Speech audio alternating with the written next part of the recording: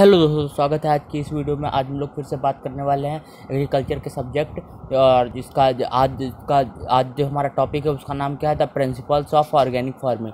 तो organic 4th semester का एक सब्जेक्ट है। तो आइए चलते हैं। Organic farming variants are, organic farming के जो वेरिएंट्स होते हैं वो कितने होते हैं तो देखते हैं। Biodynamic agriculture, लीसा, nature agriculture. तो ये सभी क्या है, ऑर्गेनिक फार्मिंग के वेरिएंट्स हैं। कितने प्रकार के होते हैं तो इतने प्रकार के, और भी प्रकारों के होते हैं। फिर आता है organic farming based on, organic farming किस पे बेस्ड होती है, the principles of health, the principles of ecology, the principles of fairness and care. तो क्या हो जाएगा, पहला हो जाएगा द प्रिंसिपल्स ऑफ हेल्थ, यानी कि हेल्थ के लिए, और किसके लिए, द प्रिंसिपल ऑफ इकोलॉजी, यानी परिस्थिति के लिए, दोनों के लिए लाभदायक होती है, यानी दोनों पर बेस पर कार्य करती है। ठीक है, तो क्या हो जाएगा, और इसका क्या है, the principle of fairness and care. तो ये सभी क्या हो जाएंगे, इन सभी के लिए क्या हो जाएगा, ऑर्गेनिक फार्मिंग के बेस क्या होते हैं, ये तीनों होते हैं। फिर आता है कंपोनेंट्स ऑफ ऑर्गेनिक फार्मिंग, क्या होता है, FIM, इसको क्या, गोबर की खाद, फिर कंपोस्ट, फिर पोल्ट्री मैन्यूअर्स या vermi compost, bio fertiliser and green manure. फिर क्या है, सिंथेटिक फर्टिलाइजर एंड पेस्टिसाइड। तो सिंथेटिक फर्टिलाइजर एंड पेस्टिसाइड तो नहीं होंगे, क्योंकि ऑर्गेनिक फार्मिंग के पूछा है कार्बनिक खादों के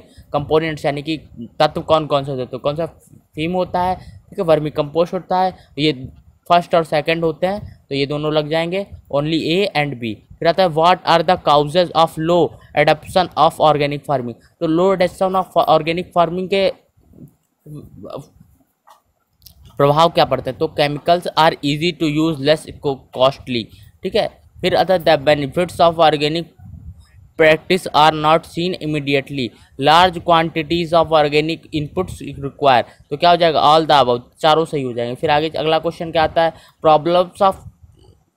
problems and constants of organic farming, यानी ऑर्गेनिक फार्मिंग में क्या क्या दिक्कतें आती हैं। तो सबसे पहले की दिक्कत क्या है, लेक ऑफ अवेयरनेस, यानी कि यहाँ पर लोगों की क्या है, जानकारी नहीं मिल पाती है इन चीज़ों की। फिर क्या आता है आउटपुट मार्केटिंग, तो इसकी क्या है, बाहर की कोई मार्केट ही नहीं है। ठीक है, मान लो गोबर की खाद लेनी है तो आप अपने पास से ही बना पाएंगे तो ही बना पाएंगे, यानी कि मान लीजिए कि बहुत बड़े क्षेत्र में गोबर की खाद आपको मिलना चाहे तो आपको नहीं मिल पाएगा। फिर आता है शॉर्टेज ऑफ बायोमेस, यानी बायोमेस की शॉर्टेज भी है, यानी कि जो हमारे यहाँ पे गोबर की खाद गोबर होता है, गोबर की खाद बनाने के लिए गोबर की संपूर्ण गोबर की खाद नहीं बन पाती, तो इसलिए क्या आता है शॉर्टेज ऑफ बायोमेस। तो क्या हो जाएगा, ऑल द अबव, इसके क्या हो जाएगा, ऑल द अबव। आगे क्वेश्चन चलते हैं, what are the principle of organic farming. तो ऑर्गेनिक फार्मिंग के प्रिंसिपल्स क्या होते हैं, the produce food of high nutrition quality. पहला तो हो गया, ठीक है, पहला तो नॉर्मली हो, क्योंकि क्या है, हमको सबसे पहले हम लोग फूड बनाते क्यों, क्योंकि ये हमको क्या मिल सके, न्यूट्रिशन ज़्यादा से ज़्यादा मिल सके। फिर आता है to encourage enhance biological cycle with the farming system. तो इस ये भी अब एक यूज़ होगा, क्योंकि क्या है, फार्मिंग सिस्टम का यूज़ हम लोग इसलिए करते हैं कि बायोलॉजिकल सिस्टम भी हमारा सही तरीके से चलता रहे, यानी बायोलॉजिकल साइकिल जो चलती है वो भी अच्छी तरीके से। टू मेंटेन सॉइल फर्टिलिटी, यानी कि हम चाहते हैं कि हमारी सॉइल की फर्टिलिटी क्या हो, यानी कि सॉइल की पोषक की मात्रा का बराबर बनी रहे, उत्पादन क्षमता बराबर रहे। तो क्या हो जाएगा, इसके 6 वाले का भी ऑप्शन क्या हो जाएगा, ऑल द अबव। फिर आता है IFOAM स्टैंड्स फॉर, IFOAM क्या स्टैंड करता है, तो International Federation of Organic Agriculture Movement. फिर आता है who referred as father of organic farming. तो इसको आपको बहुत अच्छे से याद करना है, क्या होता है, सर अल्बर्ट हावर्ड। क्या नाम है, सर अल्बर्ट हावर्ड। क्या नाम है, सर अल्बर्ट हावर्ड। क्या नाम है, सर अल्बर्ट हावर्ड। ठीक है, सर अल्बर्ट हावर्ड। तो ऑर्गेनिक फार्मिंग के पिता कौन है, तो सर अल्बर्ट हावर्ड। फिर आता है who published the book the living soil. तो लिविंग सॉइल जो बुक थी 1939 में किसने पब्लिश की, तो लेडी एवर बेल्फोर। किसने की थी, लेडी ईव बेल्फोर। किसने की थी, लेडी ईव बेल्फोर। फिर आता है who was the first person to start organic education in the form of biodynamic agriculture. तो बायोडायनेमिक एग्रीकल्चर में फर्स्ट जो पर्सन था उसने ऑर्गेनिक एजुकेशन देनी स्टार्ट की, वो कौन था, रोडोल्फ स्टेनर। कौन था, रोडोल्फ स्टेनर। कौन था, रोडोल्फ स्टेनर। फिर आता है well known book of Masanobu Fukuoka. ठीक है, तो उसकी बुक कौन सी है, तो कौन सी बुक है, वन स्ट्रॉ रेवोल्यूशन। कौन सी है, one straw revolution. Well known book of Masanobu Fukuoka की बुक कौन सी है, तो वन स्ट्रॉ रेवोल्यूशन। ठीक है, ये सब बुकें आपको याद रखनी है कि ये जरूर रहता है। ऑर्गेनिक फार्मिंग के पिता कौन थे, सर अल्बर्ट हावर्ड। ठीक है, इसका चाहे तो आप लिख सकते हैं। फिर फाउंडेशन ईयर ऑफ IFOAM। तो IFOAM का है, ऑर्गेनिक फार्मिंग के लिए एक संस्था है, तो इंटरनेशनल लेवल पर नहीं है। और इसका ईयर कौन सा था फाउंडेशन, जब ये कब बनी थी, 1972 में। कब बनी थी, 1972 में। फिर आता है हेडक्वार्टर ऑफ IFOAM तो हेडक्वार्टर ऑफ IFOAM का कहाँ है, तो बोन जर्मनी में है। कहाँ है, बोन जर्मनी में। कहाँ है, बोन जर्मनी में। फिर आता है NPOP। NPOP stand for, NPOP किसके लिए स्टैंड करता है, तो देखते हैं NPOP स्टैंड फॉर किसके लिए करता है, तो National Programme on Organic Production. किसके लिए, National Programme for Organic on Organic Production. फिर आता है EPEDA stand for Agriculture and Processed Food Product Export Development Authority. Agriculture and Processed Food Product Export Development Authority. तो EPEDA इसके लिए लिखते हैं Agriculture and Processed Food Product Export Development Authority. ठीक है। फिर आता है NPOP starts in the year. NPOP कब स्टार्ट हुआ, तो देख लेते हैं NPOP कब स्टार्ट हुआ था, 2001 में। NPOP कब स्टार्ट हुआ था, 2001 में। फिर आता है which of the following are certification bodies. तो कौन सी है, इंसॉर्ट, इकोसॉर्ट, इसके लिए सभी क्या है, सर्टिफिकेशन बॉडीज हैं, जो सर्टिफिकेट देती हैं कि आपका खाना या आपका फूड अच्छा है या ख़राब है। ठीक है, ग्रेन इस तरीके से आगे चलते हैं। The government of India promoting organic farming in the country through scheme like. तो इंडिया की जो गवर्नमेंट है वो ऑर्गेनिक फार्मिंग को प्रमोट करने के लिए कौन कौन सी स्कीम लाती है, तो national project of organic farming यानी NPOF, या नेशनल हॉर्टिकल्चर मिशन NHM, या horticulture mission of north east and Himalayan. तो इसके क्या हो जाएगा, इसके लिए चारों हो जाएंगे। इसके क्या हो जाएंगे, चारों। ऑर्गेनिक मैन्योर आर क्या होता है, बल्कि organic manure, concentrated organic manure. तो दोनों प्रकार के होते हैं ऑर्गेनिक मैन्योर, यानी बल्कि प्रकार के भी होते हैं, यानी और कंसनट्रेटेड यानी कि कंसनट्रेट भी होते हैं। फिर आता है कंसनट्रेटेड ऑर्गेनिक मैन्योर इंक्लूडेड, क्या इंक्लूड करते हैं कंसनट्रेटेड और ऑर्गेनिक मैन्योर, ऑयल केक्स और ब्लड मील। क्या, oil cake and blood meal. Compost नहीं आता कंसनट्रेटेड में, कि ज़्यादा मात्रा में इसमें ऑर्गेनिक मैन्योर पाया जाता है। किसमें पाता है, ऑयल केक्स और ब्लड मील में। तो कंपोस्ट इसमें नहीं आता। फिर आता है बल्कि ऑर्गेनिक मैन्योर में क्या आता है, ग्रीन लेब मैन्योर्स। क्या आते हैं, बल्कि ऑर्गेनिक मैन्योर में क्या आते हैं, ग्रीन मैन्योर। आपको याद रखना है। ईडिबल ऑयल केक्स इंक्लूडेड क्या होता है, ईडिबल ऑयल केक्स कौन सा होता है, सनफ्लावर ऑयल केक। डिकॉर्टिकेट क्या होता है, डिकॉर्टिकेट होता है। ठीक है, डिकॉर्टिकेट को सनफ्लावर का ऑयल जो होता है उसका क्या करते हैं, ईडिबल होता है, वो खाने वाला होता है। सनफ्लावर अंडर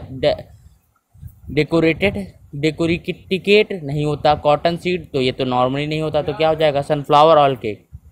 रहता है बर्ड गुआना। बर्ड गुआना क्या है, तो बर्ड गुआना क्या है, excreta dead remain of birds. Excreta dead remain of species use to vermicompost. तो कौन सी होती है, एस्टेनिया फोटिडा और इड्रियस यूजीनिया। तो दोनों होती है। ठीक है। फिर आता है ये दोनों होती हैं। ठीक है। फिर आता है undecomposed plant material use to manure is called, क्या कहते हैं, ग्रीन मैन्योर कहते हैं। क्या कहते हैं, ग्रीन मैन्योर कहते हैं। फिर आता है ग्रीन लीफ मैन्योरिंग क्रॉप क्या कहलाती है, करंज कहलाती है, और ग्लिरिसीडिया भी कहलाती है। करंज भी कहलाती है और ग्लिरिसीडिया भी कहलाती है। तो आपको कहते हैं ग्रीन लीफ की जो मैन्योर बनती है उसको क्या कहते हैं, करंज भी कह सकते हैं और ग्लिसरीडिया भी कहते हैं। ठीक है, ग्लिसरीडिया भी कहते हैं। और फिर आता है type of green manure is, type of green manure क्या होता है, इन सीटू भी होता है, एक्सिटू भी होता है। कौन सा होता है, इन सीटू मैन्योर और एक्सिटू मैन्योर। ठीक है, बोथ एंड भी।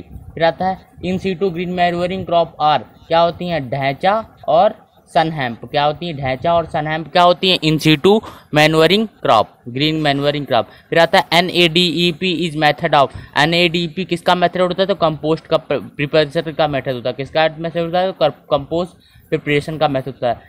ठीक है, कंपोस्ट प्रिपरेशन का मेथड कौन सा होता है, तो कंपोस्ट प्रिपरेशन का मेथड NADEP होता है, आपको याद रखना है। फिर NADP मेथड फिर is developed by, NADP method जो है डेवलप किसके द्वारा किया था, नारायण धेरुआ पंडारी पांडे। नारायण धेरुआ पंडारी पांडे, नारायण धेरुआ पंडारी पांडे। ठीक है। फिर आता है trench pit method of FYM preparation is recommended by. FYM जो FYM प्रिपरेशन मेथड था वो किसने दिया था, आचार्य CR ने दिया था, आचार्य CR ने दिया था, आपको याद रखना है। फिर आता है trench pit method of FYM preparation is recommended for area receiving rainfall जिसमें कितना हो, लेस देन 750 mm, कितना हो, लेस देन 750 mm से कम हो। ठीक है। फिर आता है which of the following characters of round green manuring crop. तो विच द फॉलोइंग कैरेक्टर होता है, तो short duration, fast growing, high nutrition equality, ये तो होगा ही। फिर आता है प्रेफरेबल ए लेग्यूम, लेग्यूम होना चाहिए क्योंकि क्या लेग्यूम क्या होता है, अपनी जड़ों के अंदर नाइट्रोजन संचित कर लेता है। फिर आता है succulent and have for leaf growth, तो लीफ ग्रोथ अच्छी होनी चाहिए, तो किसका क्या हो जाएगा, तीनों हो जाएंगे, ठीक है। फिर आता है what are the advantage of vermi compost, क्या होता है, rich in all essential nutrient, उसमें न्यूट्रिएंट्स अधिक होते हैं। फिर आता है इम्प्रूव सॉइल स्ट्रक्चर, इस सॉइल स्ट्रक्चर को भी अच्छा करता है। उसके अलावा क्या करता है, contains valuable vitamin enzymes and hormones like oxygen और जिब्रेलिन, उसके अंदर ऑक्सीजन और जिब्रेलिन हार्मोन्स की भी अधिकता हो जाती है। फिर आता है ऑल द अबव हो जाएगा। Method of organic residue recycling are, तो क्या होता है, method of organic residue recycling क्या होता है, तो क्या आता है, इनकॉर्पोरेशन कहते हैं, बर्निंग कहते हैं, सरफेस मल्चिंग एंड कंपोजिस्टिंग, तो क्या हो जाएगा ऑल द अबव। ये सभी क्या मेथड हैं रिसाइकलिंग करने का, ऑर्गेनिक रेसिड्यू रिसाइकलिंग के लिए। आगे चलते हैं।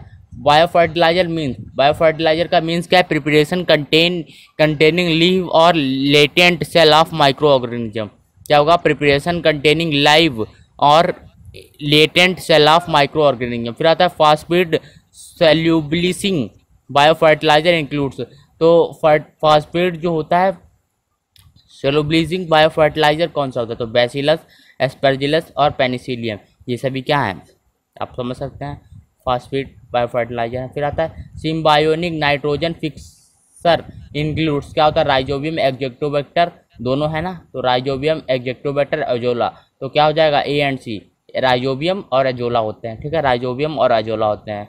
और ठीक है, फिर आता है बायोफर्टिलाइजर सप्लाइड आर, किस लिए करते हैं, सीड ट्रीटमेंट भी करते हैं, रूट ट्रीटमेंट भी करते हैं और सॉइल ट्रीटमेंट भी करते हैं, तीनों काम करते हैं ऑल द अबव। फिर आता है which of the following is permitted in organic farming for soil application and soil condition, तो क्या हो जाएगा, classified seed plant preparation and botanical extractor vermiculite, तो क्या हो जाएगा ऑल द अबव हो जाएगा।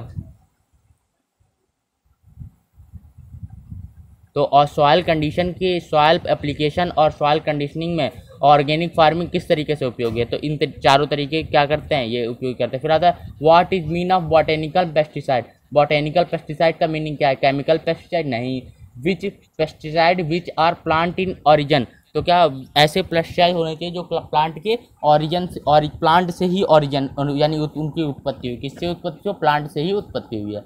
आ चलते हैं NAB स्टैंड फॉर, NAB किसके लिए स्टैंड करता है, नेशनल एक्रीडिशन बॉडी, किसके लिए स्टैंड करता है, नेशनल एक्रीडिशन बॉडी, ठीक है। आगे चलते हैं।